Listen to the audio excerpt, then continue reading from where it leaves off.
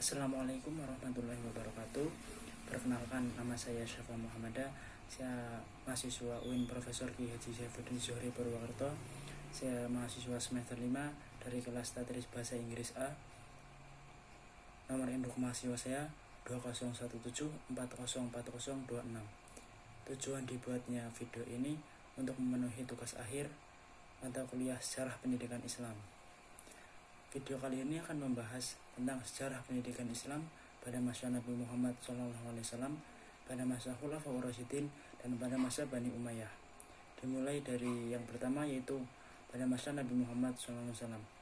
Pada zaman Nabi Muhammad, pendidikan Islam dilaksanakan pada dua periode, yaitu periode Madinah dan periode Mekah. Periode Mekah sebagai fase awal pembinaan pendidikan Islam berpusat di Mekah, sedangkan periode Madinah sebagai fase lanjutan pembinaan pendidikan Islam dan sebagai pusat kegiatannya. Pendidikan pada masa Nabi Muhammad berlangsung dari tahun 571 Masehi sampai tahun 632 Masehi. Pendidikan Islam di Mekah. Sebelum Nabi Muhammad SAW memulai tugasnya sebagai Nabi atau Rasul, yaitu melaksanakan pendidikan Islam terhadap umatnya, Allah telah mendidik dan mempersiapkan untuk melaksanakan tugas tersebut secara sempurna melalui pengalaman, pengenalan, serta perannya dalam kehidupan masyarakat dan lingkungan. Nabi Muhammad berusaha menyesuaikan diri dengan masyarakat lingkungan, tetapi tidak larut ke dalam kondisi dan keadaan lingkungannya. Dengan potensi fitrahnya yang luar biasa, beliau mampu mempertahankan keseimbangan dirinya untuk tidak terbawa arus budaya masyarakat Arab pada saat itu. Nabi Muhammad mampu menemukan mutiara-mutiara Ibrahim yang sudah tenggelam dalam lumpur budaya masyarakat Arab. Salah satu di antara tradisi Nabi Ibrahim yaitu berhalwat. Berhalwat yaitu berdiam diri di gua untuk memohon doa, untuk memohon rezeki, untuk memohon ampunan kepada Tuhan. Berkat dari khalwat tersebut, Nabi Muhammad mendapatkan wahyu surat Al-Alaq ayat 1-5, kemudian wahyu kedua surat Al-Mudaththir ayat 1-7.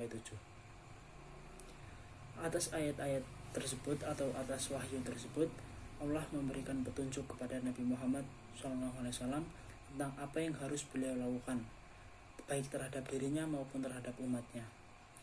Ayat-ayat itulah yang menjadi petunjuk supaya Nabi Muhammad memberikan peringatan atau pengajaran kepada umatnya.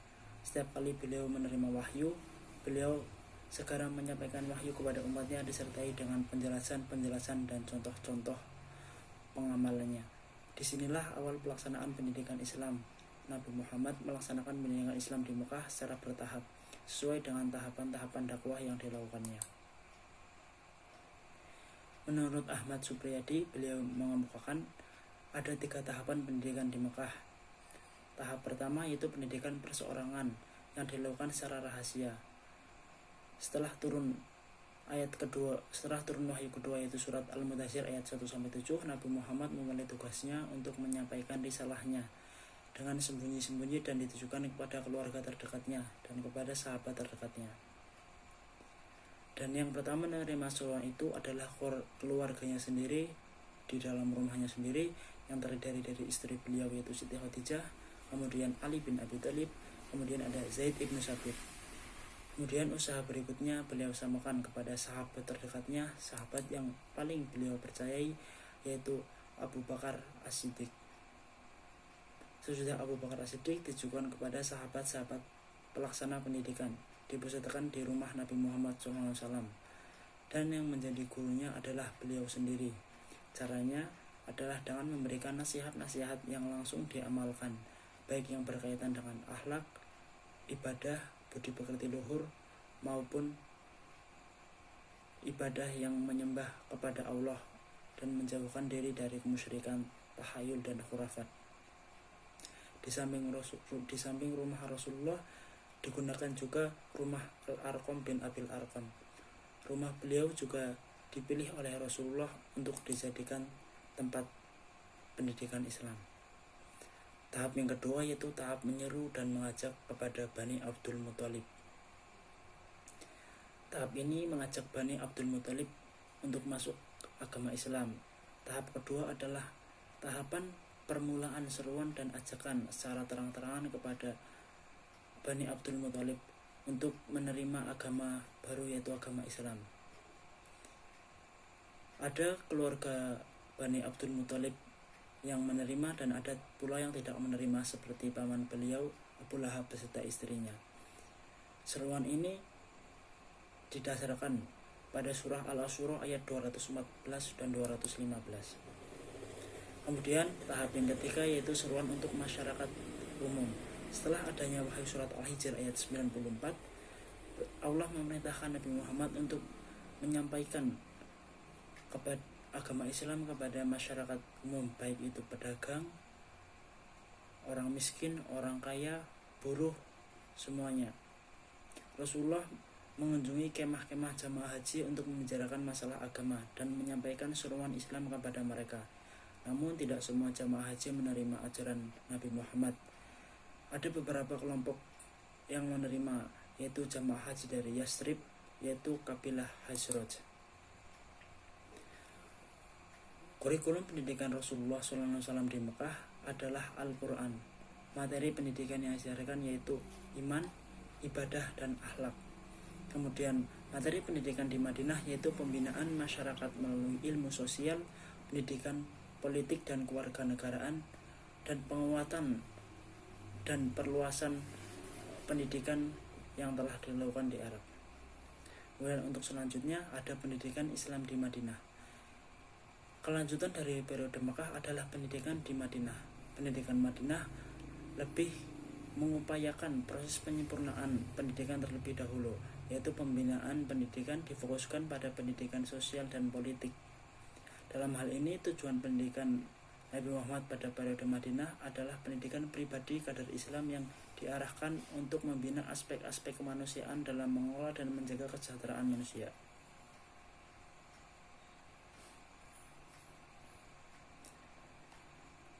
Kemudian selanjutnya, selama proses pendidikan di Madinah, banyak hal yang dilakukan oleh Rasulullah SAW, yaitu membuat landasan kuat bagi kehidupan Islam, mempersaudarakan kaum Muhajirin dan Ansor, membuat piagam Madinah, dan menjadikan masjid sebagai pusat kegiatan pendidikan.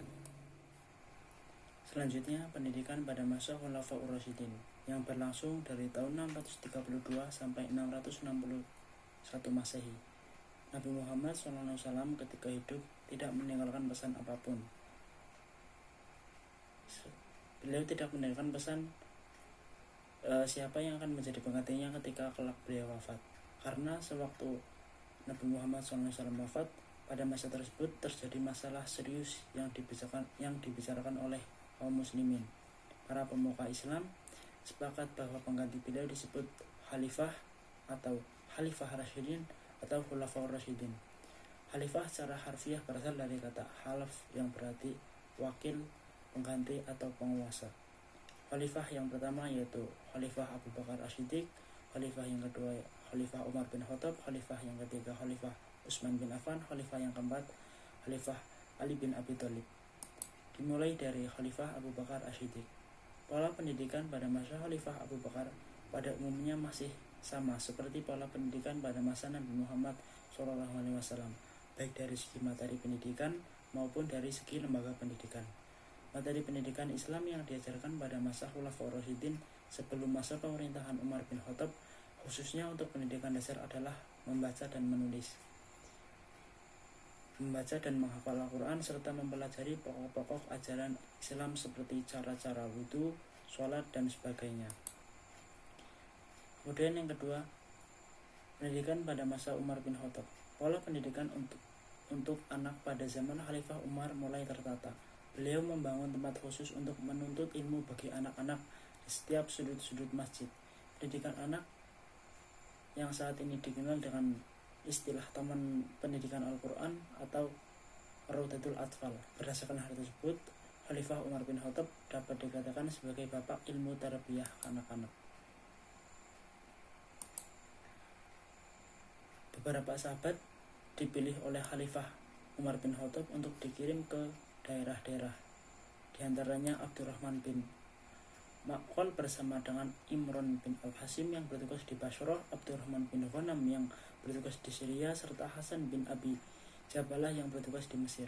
Khalifah Umar juga memperhatikan kesejahteraan tenaga-tenaga pendidik dan guru-guru terkait dengan memberikan gaji untuk para guru, imam, muazin menggunakan dana dari Baitul Mal.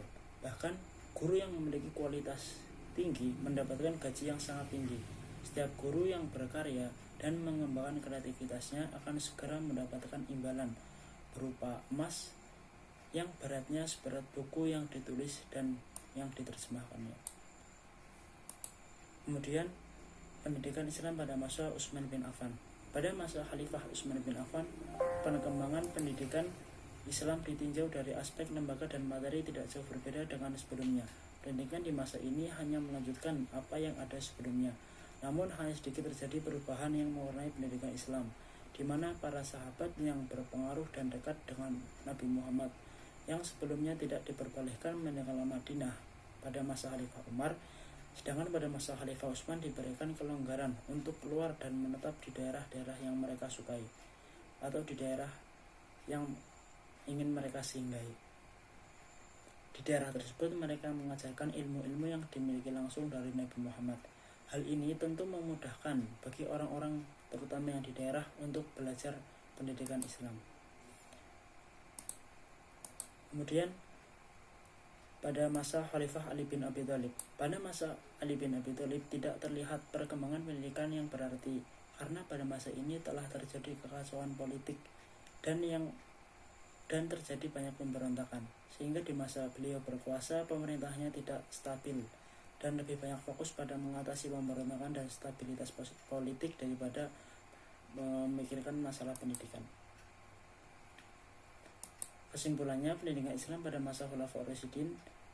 Pendidikan Islam pada masa ini dibagi menjadi 4, yaitu periode Khalifah Abu Bakar As-Siddiq, periode Khalifah Umar bin Khattab, periode Khalifah Utsman bin Affan, dan periode Khalifah Ali bin Abi Thalib.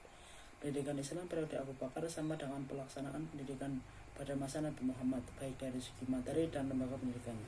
Pendidikan periode Umar bin Khattab mengalami kemajuan sebab pemerintahan masa ini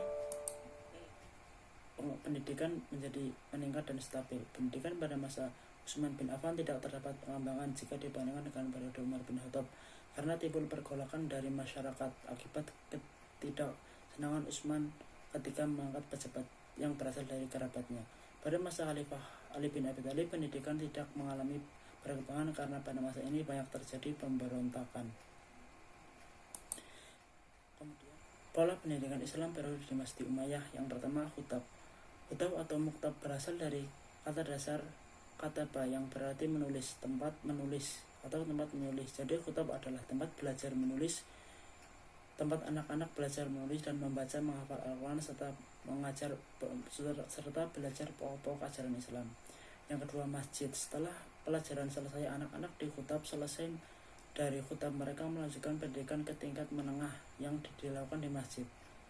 Peranan masjid sebagai pusat pendidikan dan pengajaran senantiasa terbuka lebar bagi setiap orang yang ingin belajar. Di pendidikan menengah mereka diajarkan ilmu tafsir, hadis, dan ilmu fikih. Bahkan ilmu kesusastraan, sajak, dan gramatika bahasa diajarkan. Kemudian ada majelis sastra. Majelis sastra merupakan balai pertemuan yang disiapkan oleh Khalifah. Menurut M.A. Al-Atiyah Al-Habsyi, balai-balai pertemuan tersebut mempunyai tradisi khusus yang mesti diindahkan sebagai seseorang ketika masuk. Jadi kesimpulan sejarah pendidikan Islam pada masa dinasti Umayyah yaitu bahwa pada masa dinasti Umayyah pendidikan di sana telah tersusun dari berbagai jenjang. Ada tingkat bawah, tingkat menengah, serta tingkat tinggi. Pendidikan tingkat bawah dilakukan di kutab. Pendidikan tingkat menengah dilakukan di masjid. Kemudian pendidikan untuk tingkat atas dilakukan di masjid dan universitas-universitas. Pendidikan pada masa dinasti Umayyah juga sudah jelas menggunakan kurikulum yang jelas, menggunakan fasilitas yang memadai seperti perpustakaan dan gedung-gedung yang memadai. Sekian dari saya. Wabillahi taufiq wal hidayah. Terima kasih. Wassalamualaikum warahmatullahi wabarakatuh.